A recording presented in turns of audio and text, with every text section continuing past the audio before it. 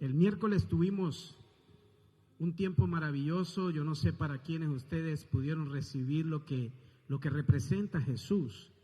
Y hablamos en el libro de Juan, capítulo 13, y vimos cómo Jesús nos mostraba el amor de Él de una manera impresionante. Y vimos cómo Jesús lava los pies de sus discípulos, y sus discípulos queriéndole decir: Jesús, no hagas tal cosa. Tú eres Dios, ¿cómo lo vas a hacer tú? Y vimos cómo Jesús aún decía: es necesario que yo lo haga con ustedes para darle un ejemplo. Por eso es que yo siempre trabajo con el ejemplo y busco la manera de que la iglesia me vea caminar en el ejemplo, para que entonces puedan caminar en el ejemplo. Entonces Jesús dice: voy a hacer esto para que vean que aún yo siendo Dios, yo lo puedo hacer. Y exhorta a la iglesia, a sus discípulos, a que hagan lo mismo. Eso fue lo que Jesús le dice. Y de allí desata Jesús una palabra y dice: en el cual ahora yo desato un nuevo mandamiento. Y el nuevo mandamiento dice: hijitos. Y con esa palabra, por eso es que viene acá. Y dice en Juan 13:34, dice: un mandamiento nuevo os doy, que os améis unos a otros como yo os he amado, que también os améis unos a otros, ¿verdad? Entonces, cuando decimos: pastor, pero yo amo a mi esposa, yo amo a mis hijos, yo amo a mi jefe algunas veces, pero cuando se pone gruñón no lo amo. Y empezamos ya a hacer clasificaciones y empezamos a decir: no, pastor, es que no puedo con fulano porque me robó, no puedo con fulano porque me insultó, no puedo con fulano porque me vituperó, habló mal de mí. Y empezamos a todas estas cosas y empezamos a poner una condición de decir: no puedo amar porque me hicieron.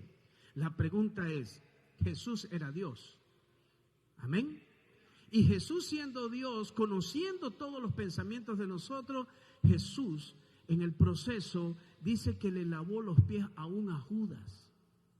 Las escrituras dicen en el original que nadie sabe exactamente, pero yo me puedo imaginar a Jesús sabiendo la intención de que Judas era lo que iba a hacer. Yo creo que aún Jesús se contristaba en el corazón y decía: Judas, te estoy lavando los pies, te voy a servir, sírveme con amor también. Pero ese es lo que Jesús nos quiere mostrar. ¿Cuál es lo que Jesús nos quiere mostrar? Aún con las personas que no nos hacen el bien, nosotros debemos servirles, amarles, porque eso es lo que Jesús nos dio el ejemplo. Amén. Por eso es que ¿cuántos pueden decir: tu amor es sobrenatural?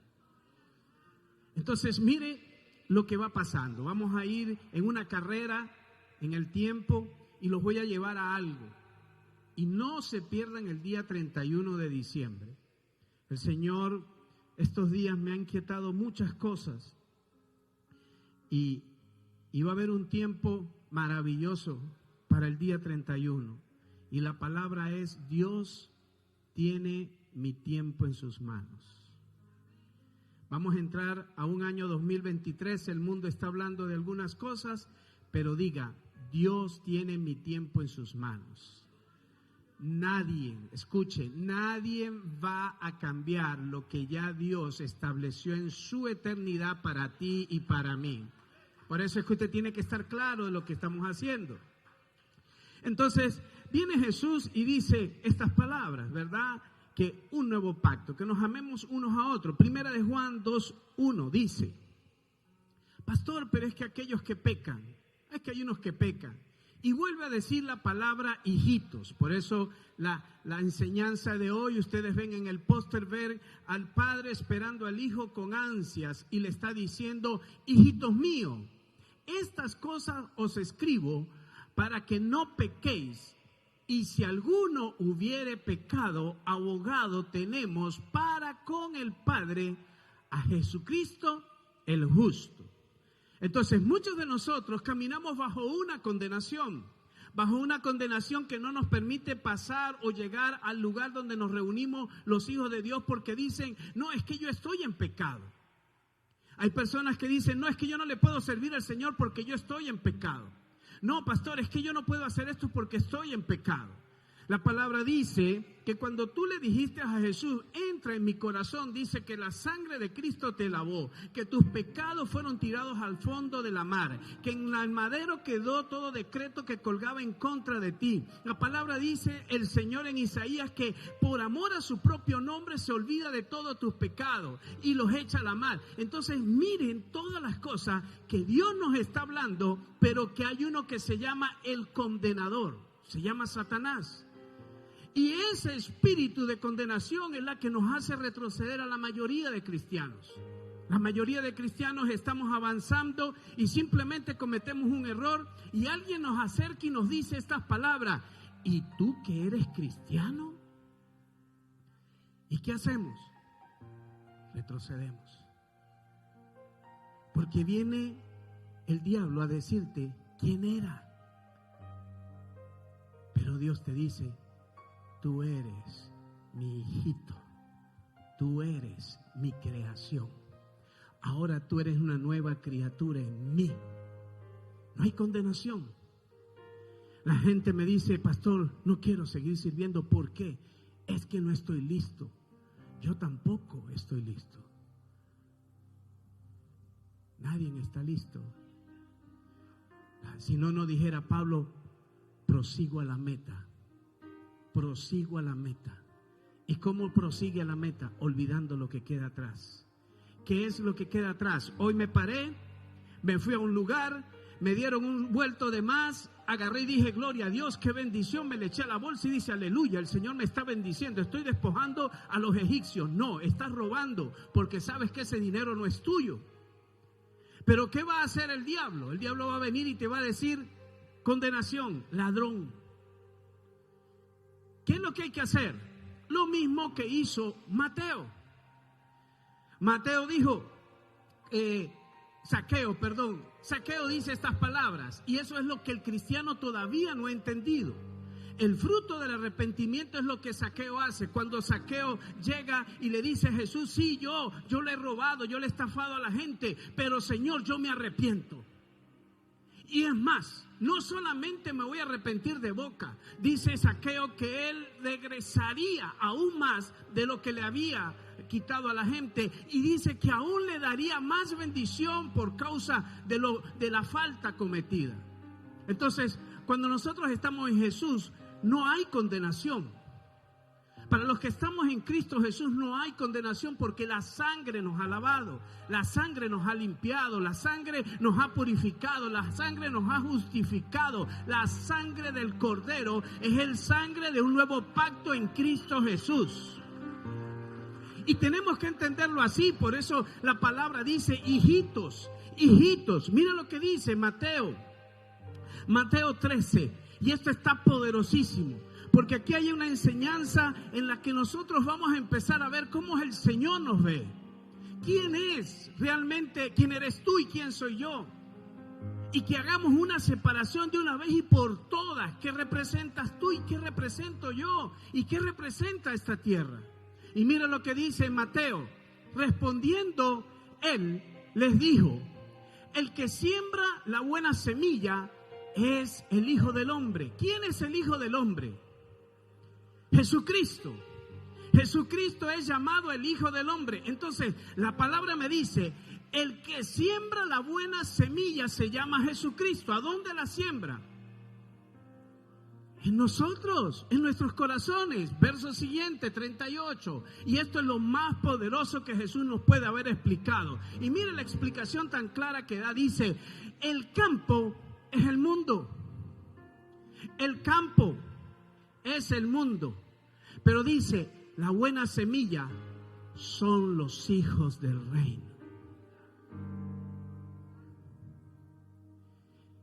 ¿Quiénes somos nosotros? ¿Quiénes somos nosotros? ¿En quién sembró la semilla en nosotros? Jesús. Entonces, mira, iglesia, dice la palabra que el mundo es, el campo es el mundo, y que la buena semilla somos los hijos del reino. Y dice: y la cizaña son los hijos del malo. Los hijos de Dios, hijos de luz; la cizaña, los hijos del malo. Verso siguiente. Y dice, el enemigo que la sembró es el diablo. La siega es en el fin de los siglos y los segadores son los ángeles. Pastor, entonces, ¿qué quiere usted decir con esto? Que ni usted ni yo somos jueces para saber quién es la semilla buena y quién es la semilla mala. Le voy a explicar en el sentido espiritual qué representa la semilla buena y qué representa la semilla mala. Dice la palabra, en el mundo natural, para los que son sembradores, los que han estado en la agricultura, en la agronomía, dice la palabra que cuando se siembra el trigo, ¿verdad?, también sale la cizaña. Nadie sabe de dónde sale, pero sale. Y cuando yo me pongo a buscar en la historia, ¿qué representa esto? ¿Por qué Jesús hace esta acotación en el libro de Juan? Y dice, ¿por qué? ¿Por qué? O sea, ¿por qué hacen esta referencia? Y me voy a lo profundo, y en la historia consigo esta palabra, que resulta que cuando el cultivador en el tiempo antiguo venía y sembraba, decía que el cultivador sembraba en el día, pero en la noche venía gente mala y le tiraba semillas de cizaña al cultivo para que el cultivo de su hermano se dañara. Entonces, miren lo que es poderoso. El trigo necesita de la cizaña y la cizaña necesita del trigo. ¿Sabes por qué, iglesia? Cuando investigo más profundo, un hombre sale dando una explicación en YouTube y dice estas palabras. Cuando la cizaña empieza a salir, la cizaña echa raíces rápido, muy rápido, y se agarra fuerte. En cambio, el trigo no. Entonces, ¿sabes qué es lo que hace el trigo? El trigo empieza a echar raíces y se empieza a amarrar de la cizaña para que no sea llevado por el viento. O sea que en el proceso diga, la cizaña yo la necesito. Díganle, iglesia, con revelación, la cizaña yo la necesito. Entonces, ¿qué va a pasar? Vas a empezar a crecer junto a la cizaña. Y ahí empiezan a crecer los dos, mire, entrelazados el uno del otro, como hermanitos, juntitos, diciendo, este es mi hermanazo. Pero va a llegar un momento en que dice Jesús, por eso es que Jesús dijo, déjenlo quieto, porque la cizaña hace raíz profunda, pero el trigo lentamente va siendo formado, y cuando ya logra tocar una parte del suelo, empieza a succionar los nutrientes que son los que empiezan a producir frutos. Escuchen. Y cuando empieza a producir frutos, ¿sabes qué empieza a decirle? El trigo, gracias Señor, porque dice que se dobla del peso y empieza a dar gracias a Dios. Y mientras el trigo está dando gracias a Dios, la cizaña está diciendo, aquí la que se ve soy yo, aquí la que resalta soy yo. Pero dice las escrituras y dicen los agricultores que la cizaña es hueca y produce un antídoto y le dicen tóxico. Un antídoto tóxico que empieza a querer dañar el trigo. Pero como el trigo es sabio, llega el momento en que fue formado, fue preparado y dice, ahora es el momento. ¿Quién lo dice? No lo dice el trigo, lo dice Dios. Y allí es donde Dios manda a los segadores y le dice, sepárame el trigo de la cizaña. ¿Por qué? Porque aquí los que voy a darme cuenta es que los que dieron fruto están dándome las gracias, se están doblando, están diciendo gracias, mientras que la cizaña es fácil porque se permanece quieta. Y allí es donde el ángel de Dios nos va a separar los unos de los otros, aunque parecíamos iguales.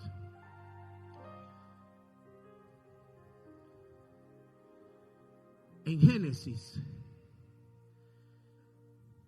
fue una cizaña, luego que Dios puso la palabra. Dios dijo, coman de este árbol, de todos estos, de este no. ¿Y sabe de qué árbol pidió que no comiera? De la ciencia del bien y del mal. Pero el árbol de la vida estaba allí. Y prefirieron ir a uno incorrecto. ¿Y por qué fueron al incorrecto? Diga, por una cizaña. ¿Quién la sembró? Satanás. ¿Y por qué entró la cizaña al huerto? Porque descuidaron la viña. ¿Quién la descuidó? Adán. A Adán le dijeron, párate allí, habla con tu esposa, dirige este lugar. Y Adán se pierde y Eva perdida porque aquel estaba descuidado. Satanás vino y puso la semilla y entró por el lugar que estaba debilitado en el muro. Y aparte de eso, Adán todavía llega a quererse esconder de Dios. Y Dios le pregunta, ¿creen ustedes que Dios no sabía dónde estaba Adán? Estaba sabiendo Dios dónde estaba. El problema fue que Dios lo que le quiso decir, te puse en el huerto y en el huerto no te hallé. Por una cizaña. Cantares 1:6 dice, esta mujer habla y dice, por ponerme a cuidar la viña que no era mía, me quemé con el sol y después, ¿qué pasó? Perdí la mía. Esto le pasó a Adán. Lamentablemente Adán no tuvo el libro de Cantares en su tiempo, pero usted y yo lo tenemos. Usted y yo lo tenemos, iglesia. Diga, cuidado. ¿Quiénes son los hijos? Mire lo que dice Tercera de Juan 1:4. Tercera de Juan 1:4. No tengo yo mayor gozo que este. ¿Quién dice eso? El Señor. Y dice, no tengo mayor gozo que este, el oír que mis hijos andan en la verdad. ¿Cuándo usted pasó a ser hijo? Cuando dice que Jesús salió a sembrar y puso la semilla en los hijos. Por eso Jesús está diciendo, no tengo mayor gozo que este, que el oír que mis hijos andan en la verdad. ¿Y quién es la verdad? Cristo. Cristo es la verdad, Cristo es la vida. Mire lo que dice Mateo 5:9. Mateo 5:9 dice esto. Bienaventurados los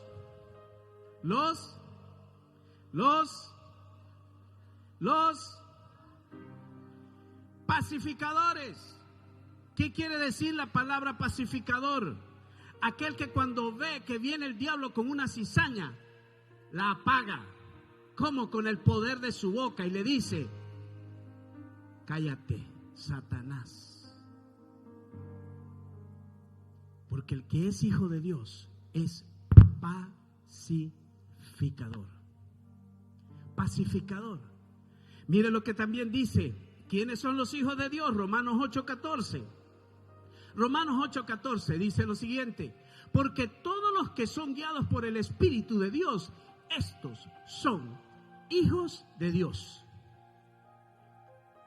Si Dios está diciendo los que son guiados por el Espíritu de Dios, quiere decir que hay otros que son guiados por otro. Está hablando de una cizaña y está hablando de los hijos de Dios. Está hablando de los hijos de Dios, está hablando de los hijos del mal. Está dando una explicación a todo sentido quiénes están en un lado y quiénes están en otro.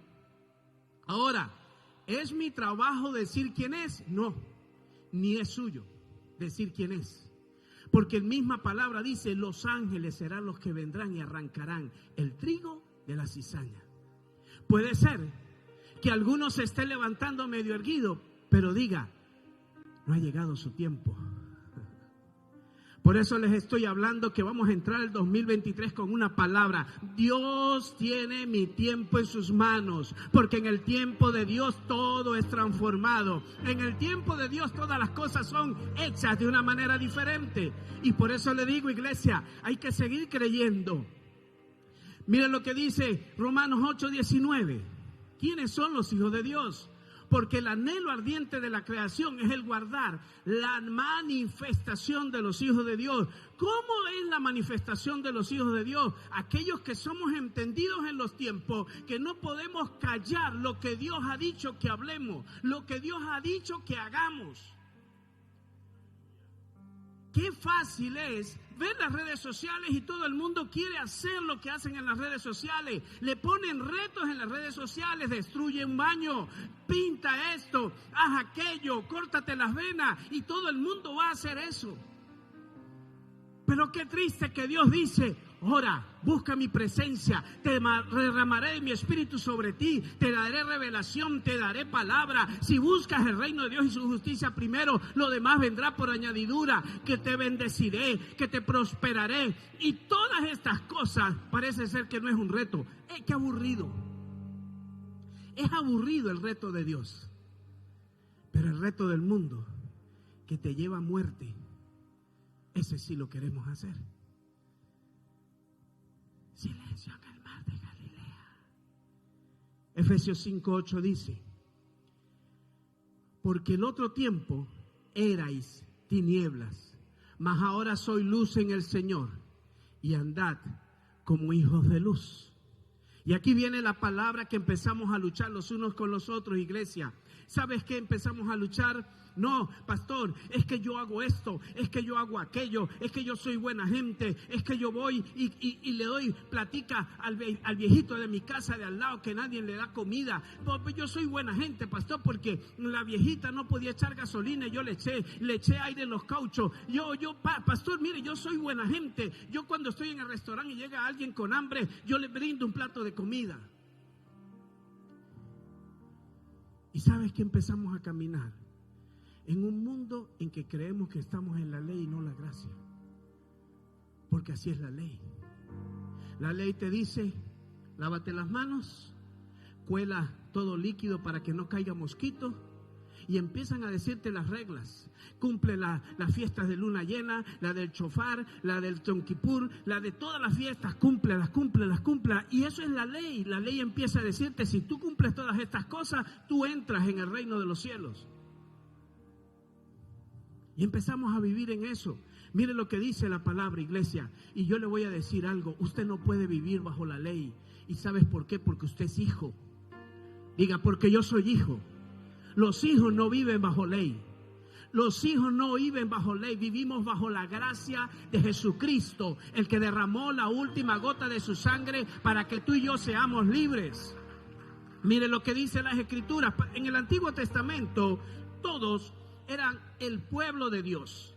Eran el pueblo de Dios. Éxodo 6, 7, 9 dice lo siguiente: y os tomaré por mi pueblo y seré vuestro Dios, y vosotros sabéis que yo, Jehová vuestro Dios, que os sacó debajo de la tarea pesada de Egipto. ¿Cómo lo llama? Diga: mi pueblo. En el Antiguo Testamento éramos el pueblo de Dios. También en el libro de Jeremías 30, 22 dice lo mismo. Mire, le voy a mostrar este verso y vamos a ir un poco rapidito.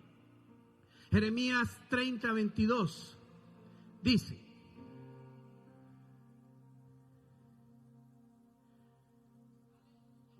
y me seréis por pueblo, y yo seré vuestro Dios.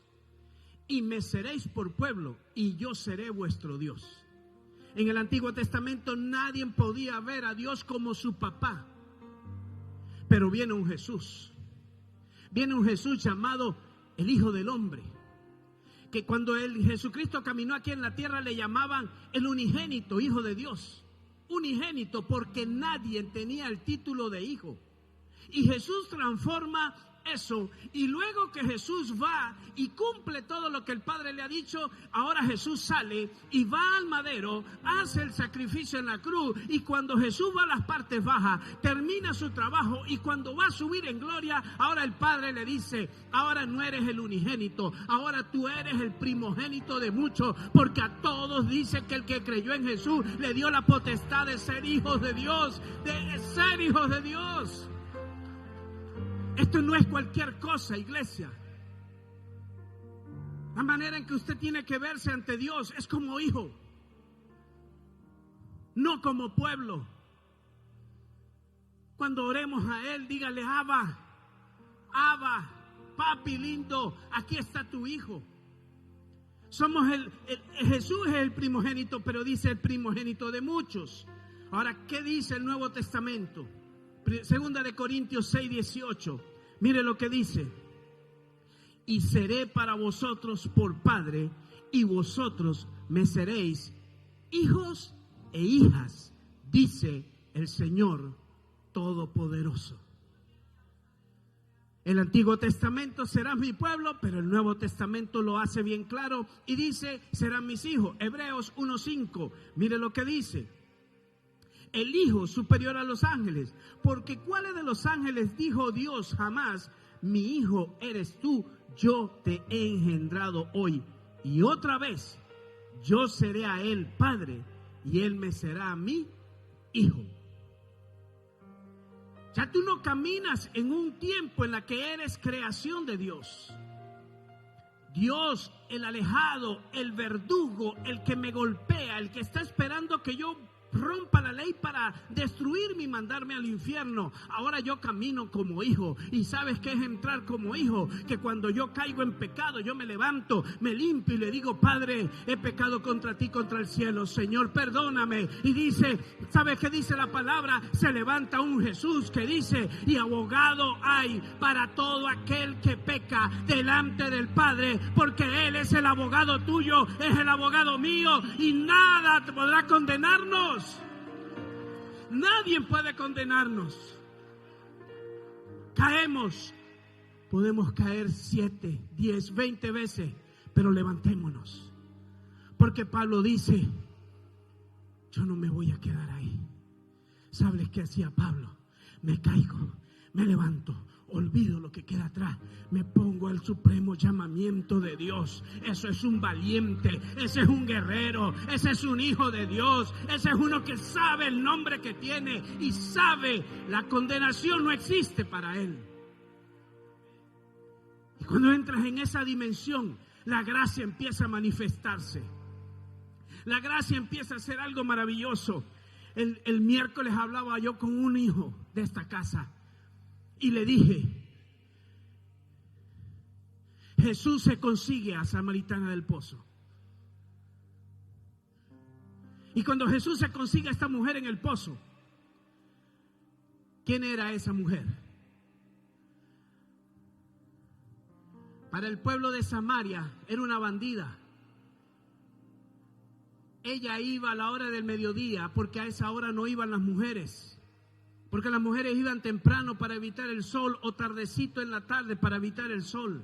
Pero esta mujer, para no conseguirse con estas personas, para que no la vituperaran y la golpearan más, ella iba al mediodía cuando el sol estaba más fuerte. Y Jesús le dice a los discípulos, tranquilo, tengo una cita. Cuando los discípulos iban camino con Jesús, y Jesús le dice, es que tengo que pasar por Samaria. Viene Jesús y los discípulos y le dicen, Señor, por Samaria no. Acuérdate de lo que le hicieron a nuestros ancestros. Y Jesús le dice, cállense la boca, que ustedes todavía son unos bebés y no saben nada. ¿Sabes qué les voy a decir? Primero sus padres golpearon a ese pueblo, le hicieron daño y por lo tanto ese pueblo está herido y hay que sanarlo. Jesús venía no a una mujer, Jesús iba a usar a una mujer para sanar a un pueblo que los hijos de Dios habían dañado en un tiempo anterior. Porque Jesús no vino a condenar, Jesús vino a restaurar lo que se había perdido. Lo que se había perdido, iglesia. Y entre esos estamos usted y yo. ¿Y qué pasó con esta mujer, pastor? La religión nos dice, es que usted tiene que caminar impecable.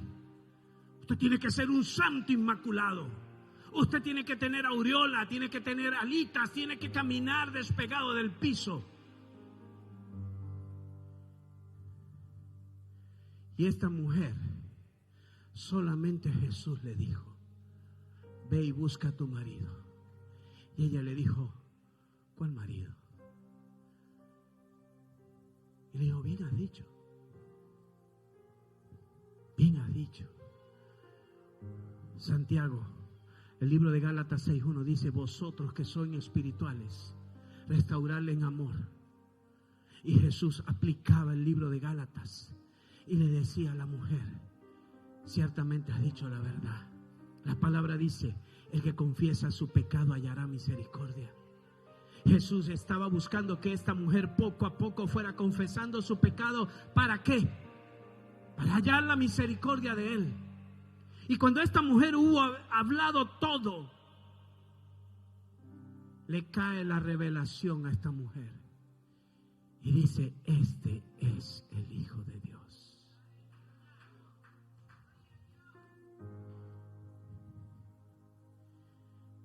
Y esta mujer, ¿qué hizo? Fue y se escondió en el pueblo y dijo: ay, ya tengo a Jesús, qué bueno, soy salva, yo me voy a salvar. Samaria que se pudra. Eso es lo que el diablo nos pone a todos nosotros en la mente. Pero esta mujer dijo: si este hombre me dice que ya yo estoy limpia, que ya yo soy una nueva criatura, que ya yo he sido justificada por él, lo que voy a decir a este pueblo es que hay uno que me dijo todo lo que yo era, que hay uno que ahora me dice que yo estoy limpia, que yo estoy salva, que ahora vaya y adore a Dios en todo lugar. Y ¿sabes qué dice las Escrituras? Que no por el testimonio de ella, porque si ella hubiera entrado en el pueblo con la convicción de que era ella el que iba a convencer un pueblo, nunca lo hubiera hecho. Pero era el poder de Dios sobre esta mujer a un nivel que cambió toda una ciudad, ganó todo un pueblo y le dijo: Jesús es el camino a la verdad y la vida. Pero nosotros no lo hacemos. ¿De dónde te ha sacado el Señor? Y te quedas callado. No podemos callarnos. No estoy hablando que se metan en la iglesia 24/7, no. Estoy hablando que usted vive en un etnos. Un etno es una nación es un pueblo que habla el mismo lenguaje que usted. Y es el lugar donde usted tiene que decir: Jesucristo es el camino a la verdad y la vida. Jesucristo es la verdad. El que viene a Jesús irá al Padre.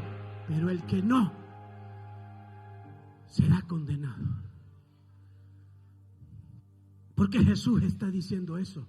No es tu testimonio ni el mío, iglesia. Pedro, cuando predicó el primer mensaje, ¿quién era Pedro? ¿A quién conocían a Pedro? Pedro era un pescador, nadie lo conocía.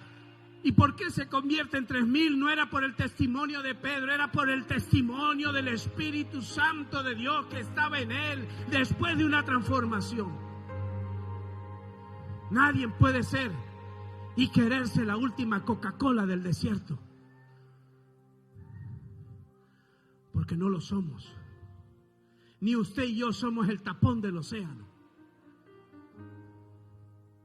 Usted y yo somos hijos de Dios. Hijos de Dios. Antiguo Testamento, Nuevo Testamento, ¿quién tuvo esa revelación en el Antiguo Testamento? David. Cuando David hablaba con Dios, no le decía Dios, le decía Señor.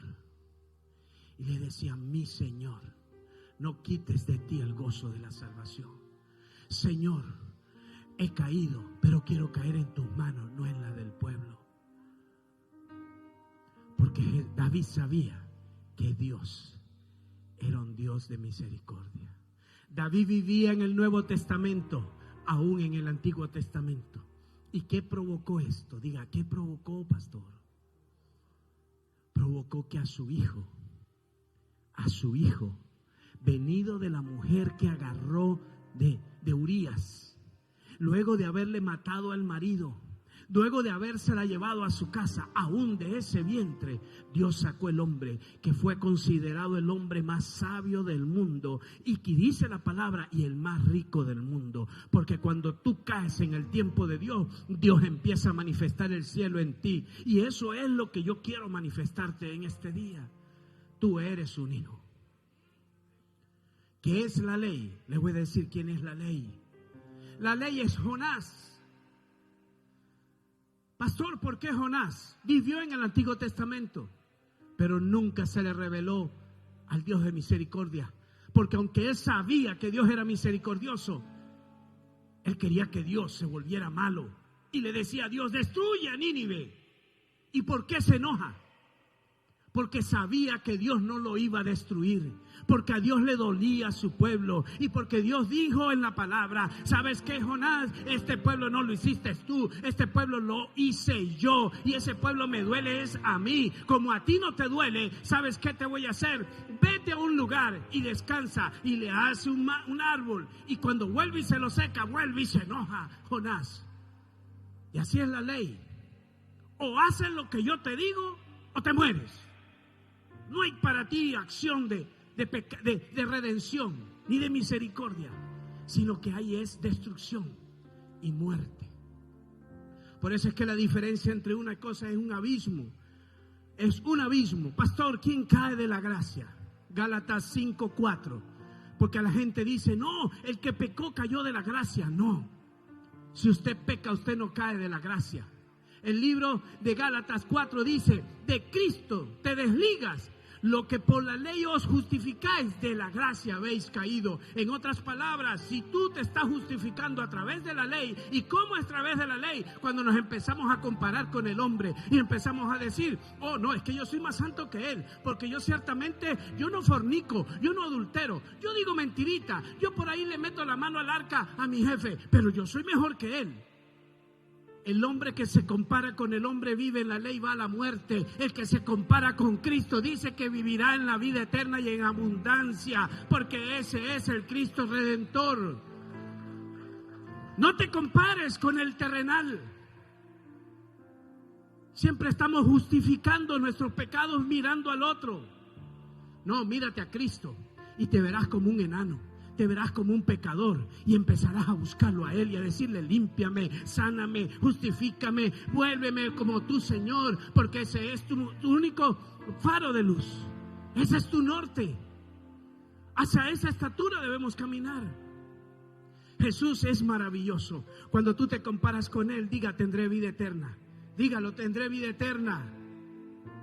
La ley es parte de lo que haces, vives y eres ganada por lo que pasas, por lo que haces, por lo que guardas, por lo que cumple, por las reglas de los hombres. La gracia es simplemente creer en Jesús, recibirlo, y dice que al recibir al Hijo, recibirás también al Padre.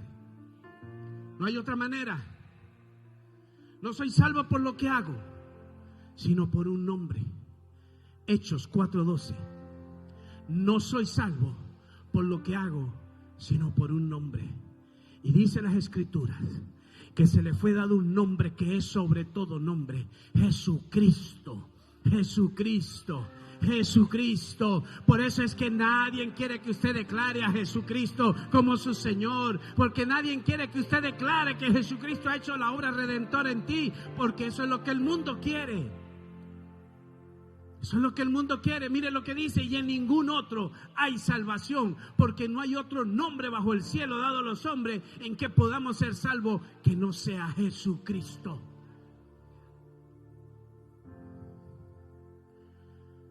No eres salvo por las obras, eres salvo por un nombre.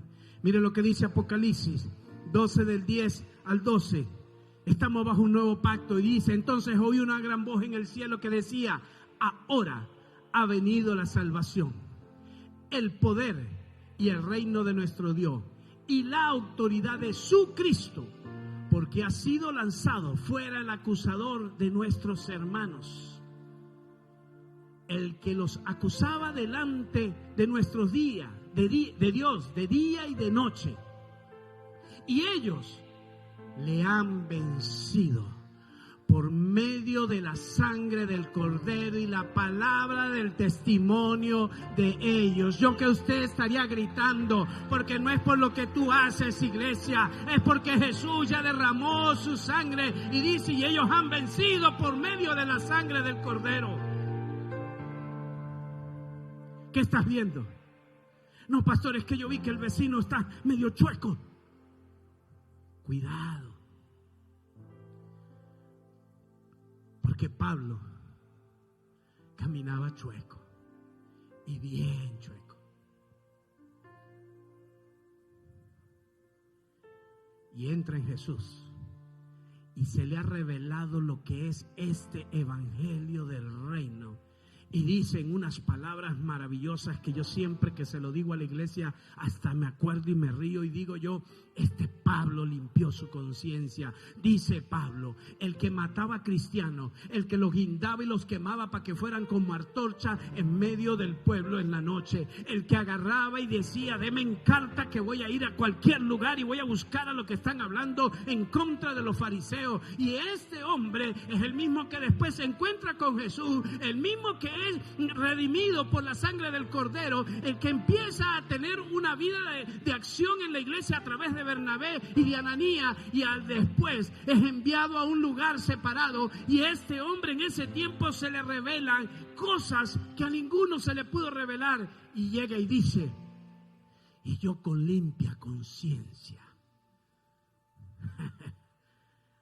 Un tipo que el que se le paraba al frente se le echaba al pico, y con la revelación de Cristo dice, yo con limpia conciencia predico a mi Jesús, porque Él es el único que me limpió, Él es el único que me redimió, Él es el único que lo ha hecho todo por mí, Él es el que cree en mí, Él es el que sigue creyendo en mí, porque sabe que mis tiempos están en sus manos. Esto es cuestión de tiempo, iglesia. Todo es cuestión de tiempo. Todos estamos en una línea fuerte. Romanos 8 del 1 al 2 dice, no hay condenación. Ahora pues, ninguna condenación hay para los que están en Cristo Jesús, los que no andan conforme a la carne, sino conforme al Espíritu, porque la ley del Espíritu de vida en Cristo Jesús me ha librado de la ley y del pecado de la muerte. No solamente ahora tú no debes caminar en la ley, sino tampoco en la condenación de la muerte, porque dice que los que tenemos a Cristo tenemos la vida eterna, tenemos la abundancia de la vida eterna. Y si tú lo crees, pega un grito a Dios y dile gloria a Dios. No es porque el hombre te diga, es porque Él ya lo dijo. Es porque Él ya lo dijo. Jesús hace algo y sabes que es caer de la gracia. Creer que Jesús no te limpió de tus pecados y que la condenación que pesaba sobre ti fue quitada. Eso es caer de la gracia.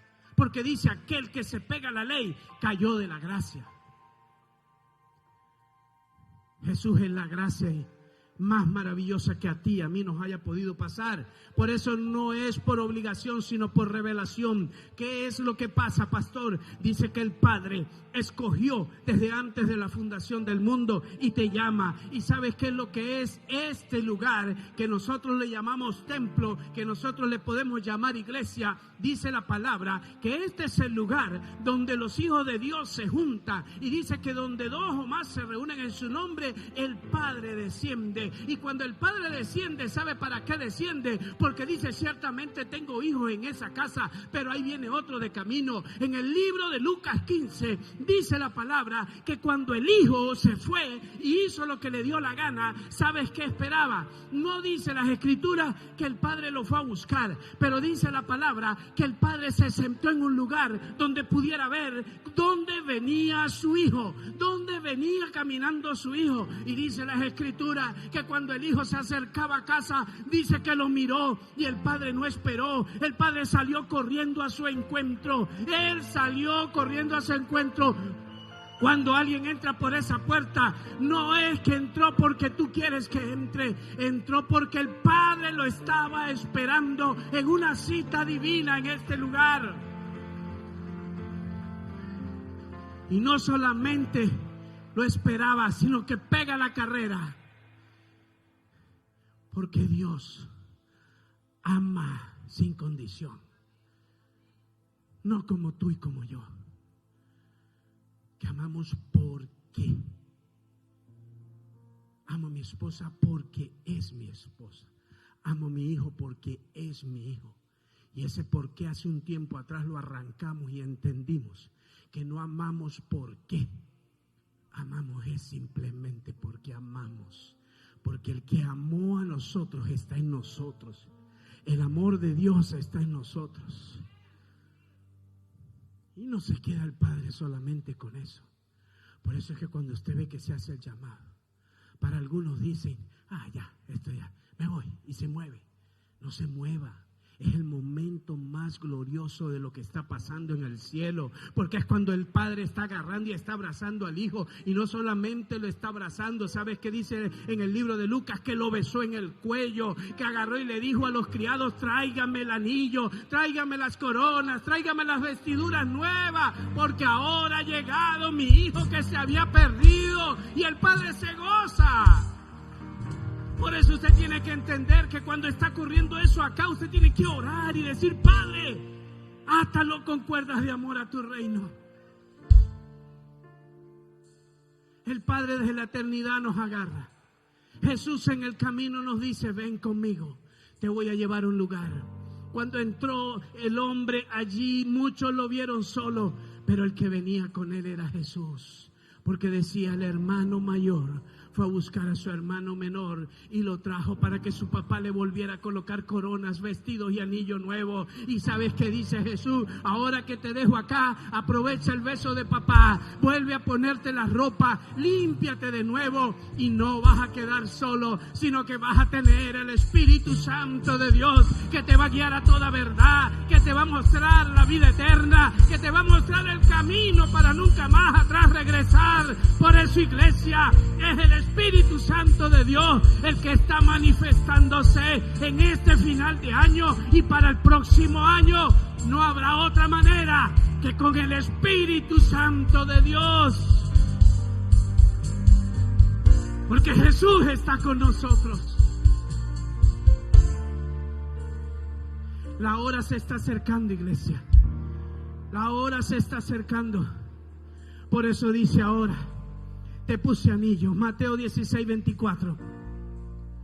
Dice: entonces Jesús dijo a sus discípulos: si alguno quiere venir en pos de mí, si alguno quiere seguir al hermano mayor, Jesús le dijo: agarra tu cruz y sígueme. Y hay mucha gente que cree que agarrar la cruz es ponerse en la cruz y clavarse. Jesús no estaba hablando de eso. La cruz de Jesús era la responsabilidad, llegar al Gólgota y decir: consumado es, consumado es. Pero la responsabilidad y tuya y mía es decirle: Cristo viene, Maranata, Cristo viene, Cristo viene. Esa es la responsabilidad tuya y la responsabilidad mía. No es lo que el hombre dice, es lo que el papá está diciendo en el cielo. Y por eso dice las Escrituras: toma tu cruz y sígueme. La cruz representa responsabilidad, entrega, abnegación. Pastor, yo quisiera ser como usted. No, usted no quiere ser como yo, porque si usted quisiera estar en el lugar donde estoy yo, entonces le voy a empezar a mostrar por donde Dios me ha pasado para poderme traer hasta donde estoy en este lugar. Y yo decía, anoche hablaba con un líder: qué fácil es ver la gloria, pero no conocen la historia. Tenemos solamente una reseña de lo que Jesús hacía, porque dice las Escrituras que no alcanzaría ni la tierra para sostener todos los libros en los que se escribieran de qué hizo Jesús. Pero con las pocas referencias que tenemos, y el mundo le llama poca, para mí son muchas. Y para mí son el oro más preciado sobre esta tierra. Aquí no vale Lamborghini, aquí no vale nada de nada. Aquí lo que vale es la gloria preciosa del poderoso Hijo de Dios manifestado en mi vida. Y no será mi testimonio, iglesia, será el testimonio del Espíritu Santo en nosotros. Por eso no te calles, que nadie te condene, que nadie quiera venir a decirte: tú no puedes, porque diga: Jesús está conmigo, y si Él está conmigo, yo puedo, porque también llegaré a mi cruz, llegaré a mi Calvario. Nadie puede entenderlo.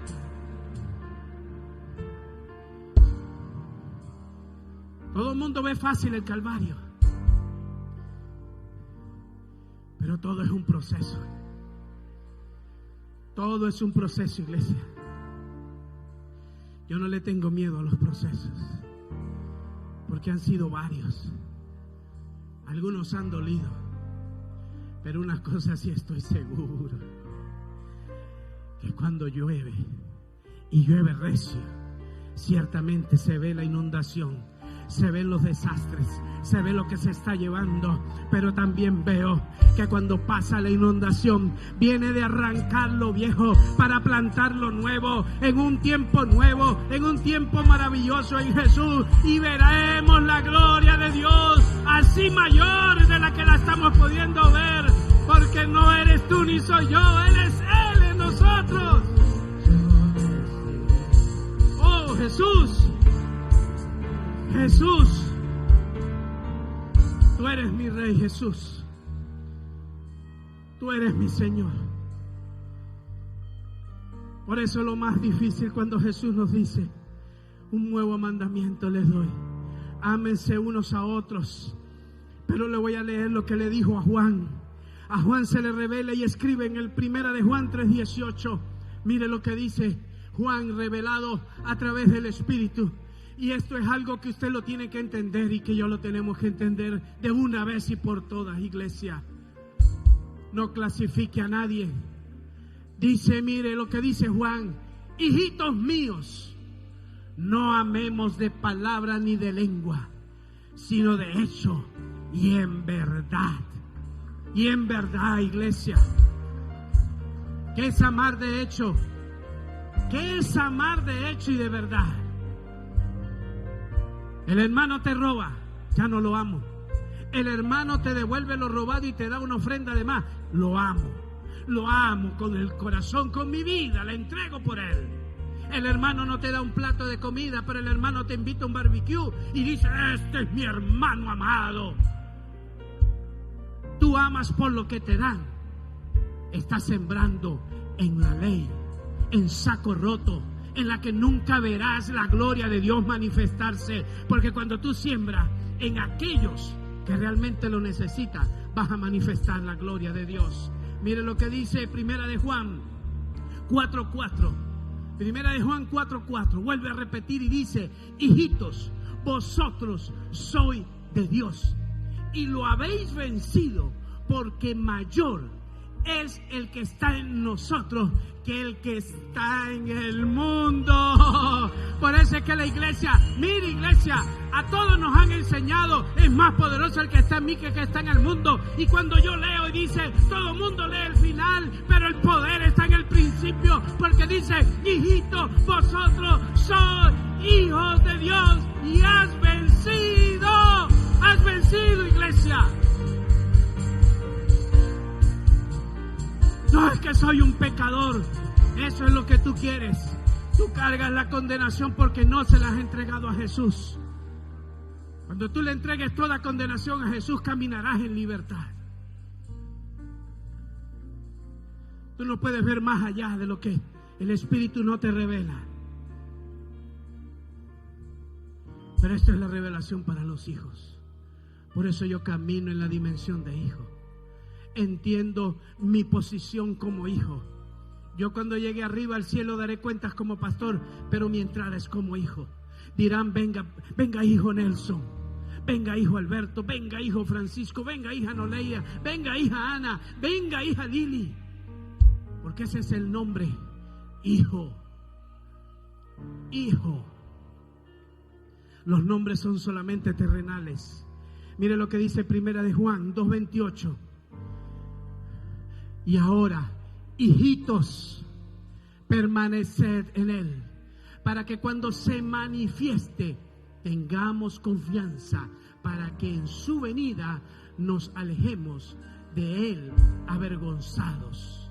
Mire lo que está diciendo.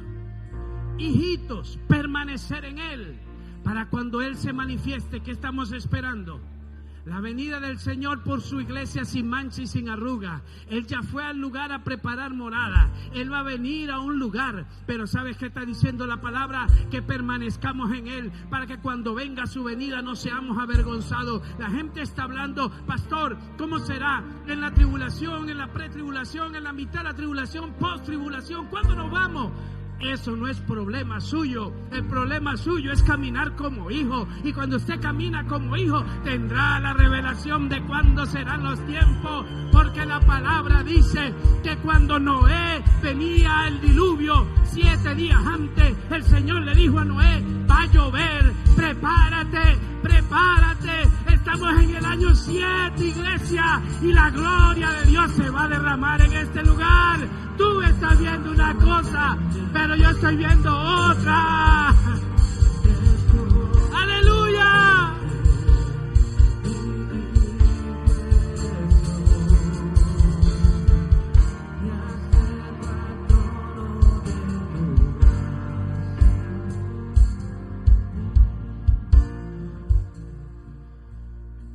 Pastor, ¿y entonces por qué me enfermo? Porque esa es la pregunta de la iglesia. Pastor, ¿y por qué cruzo procesos? ¿Por qué no salgo de una para meterme en otra? ¿Por qué trabajo y trabajo y el dinero se me escurre? ¿Por qué, pastor? ¿Por qué? ¿Estoy en pecado? ¿Estoy en maldición? No, a ti lo que no se te ha revelado es que ya no hay condenación. Ahora tienes que poner la mirada en Jesús y caminar en la dimensión de Jesús. Jesús en la tierra, oiga bien lo que le voy a decir, porque es oír lo que Dios está hablando. Por eso Dios le dice: oiga lo que el Espíritu le habla a la iglesia. Jesús caminaba en esta tierra y Jesús no dependía de los apóstoles. Jesús nunca dependió de la bolsa de Judas. Jesús dependía de que Él era el Dios y que el papá lo había invitado a un lugar y lo había enviado, y el Padre le pagó viáticos y le dijo todo, y le dijo: es más, tranquilo Jesús, ¿sabes qué, hijo? Por ahí te van a venir a molestar los romanos, y ¿sabes qué le vas a decir? Ve y saquen un pez, y en ese pez va a alcanzar para que pague tus impuestos, y también los de Pedro, porque ese es más metido que una gaveta y más salido que un balcón, para que él pueda entender lo que es mi poder, lo que es mi gracia, lo que es mi favor. Y eso es lo que hace Dios contigo y conmigo. Somos los Pedros que caminamos con Jesús, y Jesús va a mandar a un lugar y va a decir: vaya, allá hay un pez que tiene la moneda, y cuando aparezca, iglesia, veremos la gloria de Dios. No se enfoque en el dinero, enfóquense en la gloria de Dios, porque Dios es maravilloso, Dios es poderoso. Y si usted no lo cree: pastor, ¿por qué me enfermo? Eso no te lo pone Dios. Las enfermedades vienen porque descuidamos el templo. Las enfermedades vienen por cosas que realmente no entendemos. La ciencia dice: ¿qué era tu papá? ¿Qué tenía? Ahí está, la herencia. Sabemos que son maldiciones generacionales, pero también sabemos que en la antigua ley la generación alcanzaba 4 generaciones, pero ahora Dios dice: ¿sabes qué? En mí estarán benditas 1000 generaciones. Si usted no lo quiere creer, entonces siga con la enfermedad, siga con la pobreza, porque Dios ha dicho: el que el Hijo libertare, ese será verdaderamente libre. Y cuando está hablando de libertad, no habrá pobreza, no habrá enfermedad, no habrá escasez, no habrá, iglesia, no habrá.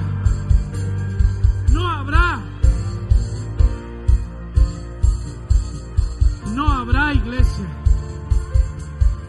Mire lo que dice Santiago 1:17. Si usted no me lo cree, el mismo Jesús dijo: ¿acaso un padre terrenal, cuando su hijo le pide pan, le da acaso piedra? ¿Le da una culebra? Mire lo que dice Santiago: toda buena dádiva y todo don perfecto proviene de lo alto del Padre de las luces, en el cual no hay mudanza ni sombra de variación. Dios no es bipolar para decirte: te voy a bendecir hoy, y mañana que pecaste te dice: te quito la bendición. Dios dice: te voy a bendecir, te voy a bendecir, te voy a bendecir. Es tu problema si me adora, es tu problema si me sigue, porque eres tú el que va a decidir. Porque no es esto, iglesia.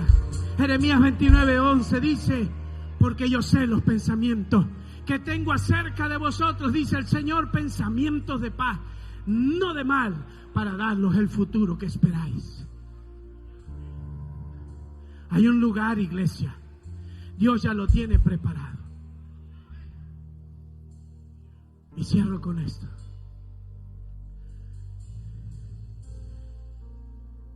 Y esto me pone a mí a estremecerme. Y estoy desarrollando esto. En estos días estaba bien abatido, le soy sincero. Y le decía, Señor, ¿qué hablo a tu pueblo? ¿Qué digo a tu pueblo?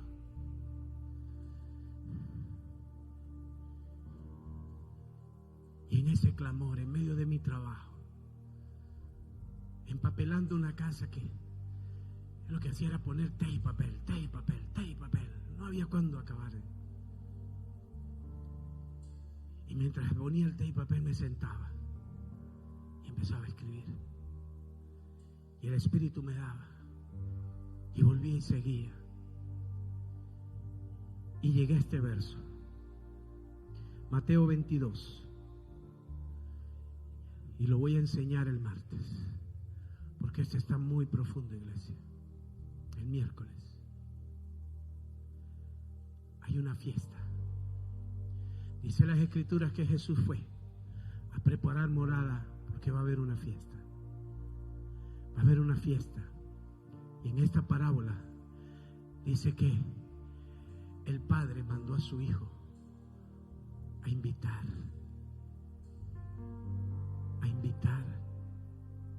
Y le mandó la invitación a muchos. Y cuando usted lee las Escrituras en el capítulo de Mateo 22, va a encontrar que muchos dijeron, estoy ocupado, no puedo, me fastidié, ya no quiero ir a esa fiesta, estoy embotado de tanto cristiano. Y la palabra dice que cuando el Hijo regresa al Padre, simplemente le dijo, olvídate de ellos y vas a buscar a todos los menesterosos, a los necesitados, a los enfermos, a los que viven en la calle. Y ese es el próximo paso, iglesia.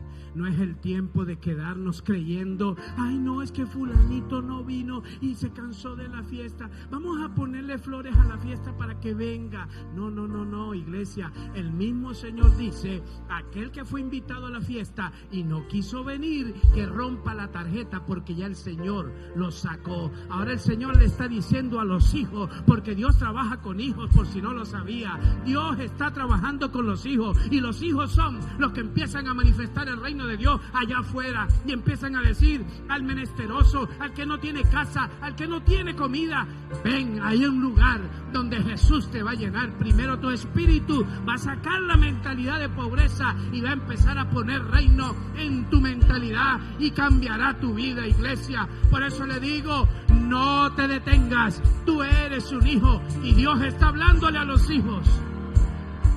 Es a los hijos.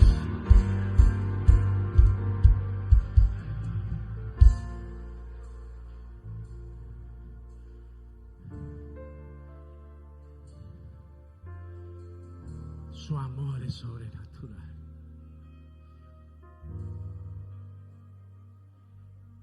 Su amor es sobrenatural.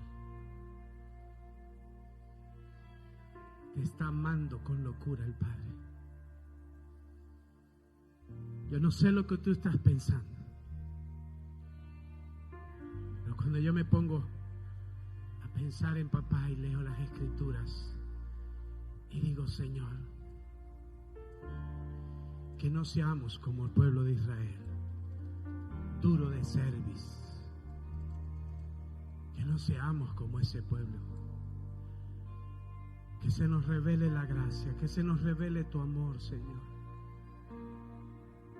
Que se nos revele lo que tú hiciste, Señor, y que no vaya atrás, que no retroceda, que no retrocedas. Yo en lo humano te puedo rogar, pero si tú desprecias esa invitación a esa boda, es el Señor que se va a olvidar de ti y va a decir, tráigame a otros. tráigame a otros. Pastor, ¿quiénes son? Yo no sé quiénes son, iglesia. Yo no puedo decir que los que vienen, los que van. No, yo no sé quiénes son. Yo le estoy hablando a un pueblo hoy. Y si usted está escuchando esta palabra, es para que usted la medite para usted y diga: yo tengo que seguir caminando. Yo tengo que seguir creyendo y seguir haciendo lo que Dios me mandó a hacer. Pongámonos de pie. Y ayúdeme toda la iglesia. Padre Celestial, te doy gracias por perdonar mis pecados, porque sé que mis pecados me separan de ti. Pero hoy me arrepiento y reconozco que Jesucristo es mi Señor. Diga: es mi Salvador, es mi justificador, es mi abogado. Diga: es mi abogado, el que quitó toda condenación. Y a partir de hoy camino en la fe del Hijo de Dios.